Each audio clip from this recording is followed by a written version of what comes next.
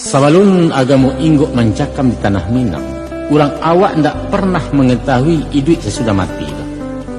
Kehidupan hanyalah ada di dunia. Untuk itu peraturan hanya untuk masalah dunia. Adat disusun untuk orang hidup, kau isu alam mati jadi tanah. Habis urusan. Dahulu tiado, kemudian ado, akhirnya lanyap. Lanyap, hilang, musnah entah kemana, dan itu tidak perlu dikaji, dipikirkan. Itulah yang dikatakannya, hidup di kandung adat, mati di kandung tanah.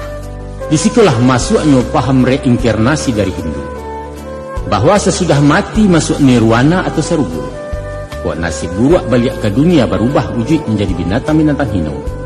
Tapi amal-amal untuk mencapai nirwana itu indak pernah diajarkan secara tuntas. Di rumah nampak jalan tak tentu orang Minang balik pulang. Agama Hindu tak laku di ranah Minang.